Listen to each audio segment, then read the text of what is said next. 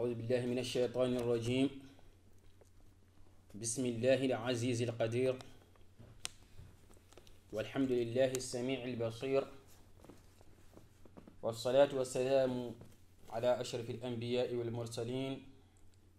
سيدنا ونبينا وشفيئنا محمد وعلى آله وصحبه ومن تبعهم بإحسان إلى يوم الدين. السلام عليكم ورحمة الله تعالى وبركاته. بندرابي مسيبة يبوبي فوت بليس on calminama on jurama on beltanama on ñaganama Allah subhanahu wa ta'ala moƴƴere nde Allah kadi jaɓanti en korkaji men dendagal dewe men Allah nde Allah jaɓanti en dendagal ko tati en nde Allah yafoto en garti kadi hande e yewtere men wattore jeeneɓire e haalde en ganduɗa e ko nelaɗo sallallahu alaihi wa sallam waɗanno e ko wasitono ko leñol mum. kono noonni kadi jokke golle min jii golle mon, Allah yi golle mon, yo Allah yo moƴƴere, yo Allah okku en jeeyede rimminteɓe e jeygol bi jaahi rasul sallallahu alaihi wa sallam. enen kaala ganduɗa nelaɗo sallallahu alaihi wa sallam tawno fajiri in heptotonombo taw o suwa lootade janaba. kono noonne kaalen hadise goto mbo ƴettuɗen an Urwa wa Abi Bakr radiyallahu anhuma أن عائشة رضي الله عنها قالت: كان النبي صلى الله عليه وسلم يدركه الفجر في رمضان من غير حلم فيغتسل ويصوم. رواه البخاري. أبري حديث وقع Urwa kono ne wa Abi Bakr yo welede Allah woni mabbe bi jetti dum ga yuma men Aisha wonda umul mu'minin ganduda omo habraton kanko nene min umul mu'minin o wi wonde fajiri heptinoma nelaɗo sallallahu alaihi wasallam taw suwa lotade taw kadi wana koyɗo nelaɗo sallallahu alaihi wasallam looti hoori waddi noon fa ya ayyuhal abdu إهما أن جيالو الله كتلا إذا أصبح الرجل أو المرأة جنبا فإن هذا لا يضر صومه بل إن صومه صحيح فيغتسل ويصوم. إهما أن جيالو الله كورو إهما أن ندعو ستوي أفني أرى وندي صبي تو فجر سيكيم wana taw arti so tawi a fini yani a wendori anda ha alotake ha fajiri yoni an debbo yo e an gorko o lootode ganda korka ma bonani looto kontina korka maɗa kono tinno mbatta hakkille e ɗumde ndentoɗa hoɗe heɓtadema. walakin aljimaa بين الزوجين يكون في الليل فقط. kono noon andu kam gondugal wondude e joom suudu mum walla wondude e joom galle mum wonata so wona ko adi nde fajiri sekoto taw ko e jamma tan. wala yajuzu fi nnahari lis-sa'im sawman wajiban. kadi dagonta koma sellata an nde gondata e joom suudu ma ñalawma nder lewru korka taw ar woni korɗo. يجوز للرجل والمرأة أن يكون الجماع بينهما في الليل لأن الله قد أباح لهما ذلك في ليالي رمضان. وقد قال تعالى: وحل لكم ليلة الصيام الرفث. أن ندعو جول دبو أو إغركو يا فام sellata dagota ko nde gondoton e nder ñalawma lewru korka dagota ko sellata. kono noon Allah subhanahu wa ta'ala o wi toon to alqur'ana o wi wa hilla lakum laylata siyami rafath. mi dagnini mon ganduɗa wondude e joom suuduma walla e joom galle ma taw ko jamma, taw ko koorka kono taw ko jamma. kono noon ne wadde mbatta hen hakkille e haala nelaɗo ko haali ka, e haala allahu subhanahu wa ta'ala ko haali ko. e tawno wonto haala toon to wiyatto kadi ganduɗa ko wa kulu washrabu hatta yatabayyana lakum al-khayt al-abyad min al-khayt al-aswad min al-fajr ko reti hen thumma atimu siyama ila al-layl. to wiyata ɗo Allah ne haala toon kadi wiya ñaame jare ha fajiri seeko, ha mbawon sirndude garayol danawol e ɓalayol, yaani ha fajiri seeko. so fajiri seekima dendagal ɗeɗo gueɗe fof harmanima ñamde e yarde e wumdude e joom suudu ma e dendagal gueɗe taƴoje ganduɗa korka ɗe karmanima. ummade ɗon noon fajirde seeko ɗo ha faade hon nden o wi thumma atimu siyam ila lleyli, ha faadi jamma. ɗum woni ko selli, ɗum woni ko Allah subhanahu wa ta'ala haali ko. idha ihtalama ar-rajul aw al-mar'a fa anzala aw lam yanzil wa kana ihtilamuhu bin-nahari fa inna sawmahu sahihun wa la yadurru dhalika sawmuhu bi shay'in falyukmil sawmahu. an neɗɗo o so tawi ganduɗa a hoyɗe tima e nder lewru korka e ñalawma korka, foti noon nde koyɗitiɗa nde a jippani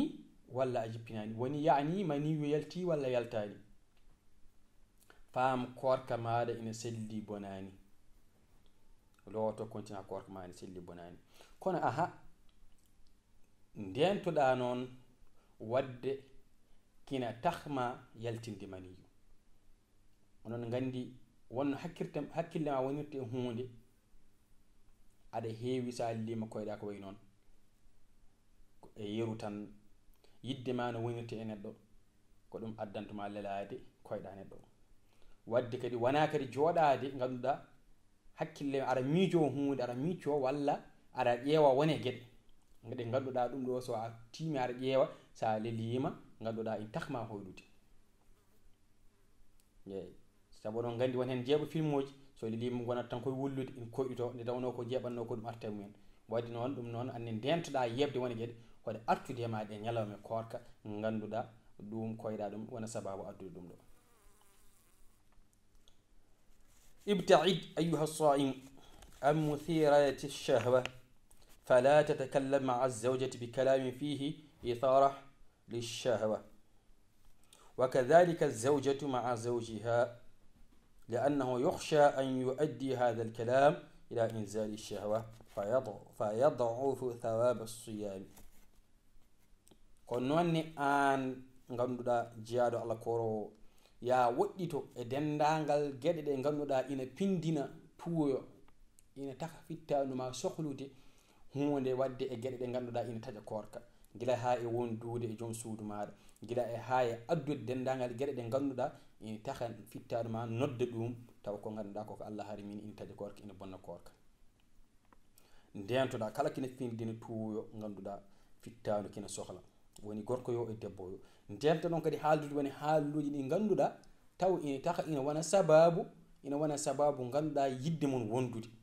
woni fo hakkille mum wona e goɗɗo tuwoye yidde wondude e goɗɗo o. ndento ɗon ɗiɗon haalaluji ɗe ganduɗa e nder lewru korka, sababu woni ɗum ina usta baraji korka, ɗin haalaluji ina usta baraji korka tuwoyo ganduɗa haalde ko ina irta tuwoyo ha taka mon yidde wondude, ɗum ina usta baraji korka. en mbiyande wondunde ɗe ko ala, haalde kene taka mon yidde wondunde ɗum ina usta baraji korka. kono noon so gondi e nder lewru korka bila odin kay ya faam a waɗi gopol mangol, mbaɗi gopol mangol te waɗɗi mon rimɗinde dande jiyaɗo mo kalfunoɗa. wa amma ɗum so tawi a ala waɗɗi mama e ganduɗa horde lebbi ɗiɗi dewdirɗi, so tawi ɗum o ala waɗɗi mama ganduɗa sak ñamminde miskineɓe capanɗe jeegom, taw kadi ganduɗa ina wondi e tuubde e ruttade tuubande Allah subhanahu wa ta'ala e on bakkar mawɗo mo baɗɗa. to Allah dandu en dendagal wofde Allah subhanahu wa ta'ala, surtout ma noon e nder lewru korka. eyyi ko noon saabu men gandi qala rasulullah sallallahu alayhi wa sallam bi hadith abi hurairah radiyallahu anhu qala rasulullah sallallahu alayhi wa sallam qala Allah kullu amali ibni adam lahu illa as-siyama fa innahu li wa ana ajzi bihi. nelaɗo sallllahu alayhi wa sallam o wi allahu subhanahu wa taala ombo haala o wi kala golle bani adama ɗi waɗi ko kañum jeyi so wona noon ko korka o wi korka noon ko kanko allahu subhanahu wa taala jeyi ko kanko kadi yoɓanta ɗum hoore makko kanko yoɓata jiyaɗo allah makko on korɗo o e lewru korka kadi wasiyamu junnatun mbiɗen kadi korka ko ganduɗa ko barage ko suturo neɗɗo o ko ganduɗa sutur neɗɗo o e jeygol woni ko barage hakkude neɗɗo o e jeygol ina danduma e jeygol yani saabu won yinnoɓe laɓɓitinede ɗum woni ganduɗa korka sa hoori korka moƴƴini faam korka noon sababu jango ganduɗa Allah danduma e boni jeygol eyi Allah danduma e boni jeygol sababu korka woni nelaɗo sallallahu alaihi wasallam haalata hadis wiyata qur'ana e korka ngara jango yawmal qiyamah tefnanade neɗɗo kadi Allah jaɓa kadi on tifa ganduɗa jaɓgol tefgol jaɓan ɗum korka jaɓan ɗum qur'ana sabu qur'ana arata wiya jomam mi haɗinomo ganduɗa belam aduna e ganduɗa ɗo ene jamma ganduɗa omo jangaɓe mbeɗa ñaguima yafunomin kadi korken ar wiya jomam mi haɗinoma ñamde e yarde belam aduna sababu ndiyam yafunomo kono noon wadde so tawi a hoori a moƴƴini Allah subhanahu wa ta'ala ma dandu e yurmede mum kadi e sababu nde korka nde o danduma hen jeygol wa idha kana yawmu sawmi ahadikum fala yarfuth wala yaskhab fa in sabbahu ahadun aw qatalahu falyaqul inni mur'un sa'imun nelaɗo sallallahu alayhi wa sallam ni no wi no mbiɗen o wi so tawi woni ñalawma korka goto e mon hoto ganduɗa wonde joom suudu mum hoto dukde so tawi kadi neɗɗo o ƴettimama walla dukdi e maɗa wiɗum min de komi korɗo hayso woni in gila e mallum ha e foof wi min de komi korɗo basabde mum o yi walladi nafsu muhammadu biyadihi la khulufu fami saimi atyabu inda allahi min rihil miski nela sallah sallam o wodiri ganduɗa on mo fittano muhammadu ganduɗa nela sallah sallam woni e jungo mum o wi ƴeew tuutade e hendu yaltoro e hunuko korɗo o ina ɓuuri urde to Allah subhanahu wa ta'ala e hendu lati hunuko korɗo o ɓuuri urde to Allah e hendu lati lissaimi farhatani yafrahuhuma idha afdara fariha wa idha laqiya rabbahu fariha bi sawmihi o wi neɗɗo ina jogui beltole ɗiɗi neɗɗo korɗo mo jogui beltole ɗe o weltoto o wi sanga nde o taji ombo welto e sanga nde o hawre e joom makko mo welto e korka makko so Allah subhanahu wa ta'ala yoɓam aw cheikhain tajannab أيها الصائم الرجل والمرأة النظر إلى الصور المثيرة للشهوة سواء كانت في المجلات أو الصحف أو القنوات ganduɗa an neɗɗo koɗɗo o gorko yo e debbo o ya rento ndentoɗa ko hollum ndentoɗa ko ƴewde faade e photoji e vidéo ji ganduɗa e deseji ɗi ganduɗa ina irta tuya fittandu ganduma tahma yidde e wadde ganduɗa gopol ko ina taha waddema hollum tajje korka ko ganduɗa gueɗe dillinoji fittani ma ha hakkille ma wona hen e yidde waɗi ɗum taw ko gopol to Allahu subhanahu wa ta'ala e kadi an neɗɗo o kadi debbo o gorko o ndentoɗa e yaade e yillade e jeereji ɗi ganduɗa ko rewɓe keero yiɗum rewɓe goni toon ganduɗa ko gollal rewɓe walla ko rewɓe goni toon ganduɗa sa yeehi toon in tahma yiide toon kina ummina tuuyo ɓerde maɗa e fittanu maɗa yidde wadde ganduɗa wadde ko ganduɗa ko ina taƴa korka maɗa walla kina usta baraji korka maɗa kono noon kadi an debbo ndentoɗa e yaade e yillade e jeereji e nokkuji ɗi ganduɗa ko worɓe goni toon e gam rentade hoto yaade yiide toon kina ummina tuuya fittandu maɗa ganduɗa kina usta baraji korka ma walla kina bonna korka maɗa e ndentoɗen tan Allah subhanahu wa ta'ala ko wi ko ma khalaqtul jinna wal insa illa liya'budun e dewal Allah ngo Allah ko wi ko tagirani neɗɗo e yimɓe e jinneji sona ndewam wona rewde mbo tan woni julde horde askude muddade ala ɗoftade mba kala ko wima ko wi ko harimi goppa ko yamir kono moƴƴi yawat mbaɗa ko wi ko yawuppo goppa ko ɗum ganduɗa ɗum fof ko hen jeeya wona julde ko fof ganduɗa ko ɗoftade mo kanko Allah subhanahu wa ta'ala dendagal jamroji makko dendagal kaɗade makko wadde yo Allah ukku en jabde e nande e rentade e woɗɗitade kala ko Allah wi yen goppu ne goɗɗi mbasen yettade e wadde kala ko Allah yamiri mbaɗen ɗum e pellital kadi taw mbaɗirten ɗum kadi ganduɗa ko ganduɗa gomɗinde e jabde ganduɗa e fellidde taw ko ganduɗa kadi koye yenanede ko mbaɗeten ko ɗum allahu subhanahu wa taala yimiri men janggen beele ganden holno dewirten jomiraɗo allahu subhanahu wa taala nde tawno ko ma gandamo nde mbawa rewde mbo e ganduɗa e yenanede saabu allah subhanahu wa taala a fotani rewirde mbo sikki poɗɗa rewde koye yenanede yo allah dandu en ganduɗa ete ko ina taha men wadde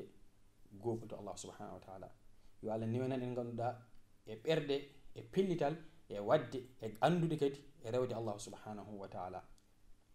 kadi en mbawa rewde allah fodde no fotini rewrede ala ndiwtemo fodde hattane men te tawno kadi so gonani ballal allah e meɗen en mbawatano hay horte lewru korka ndu sa ƴeewi tan ummade kaccitare bottari no waadi kono neɗɗo heyɗa hen ummade bottari hitande way neɗɗo heyɗa hen sa wawi joɗade guila ganduɗa fajiri ha jamma tawa ñamandirade aɗa andi so ballal allah subhanahu wa taala wonano hen en mbawata ɗum yo allah jaɓan en korka en ko dewɗen bo hen ko yo allah yaafo en tatanɗe men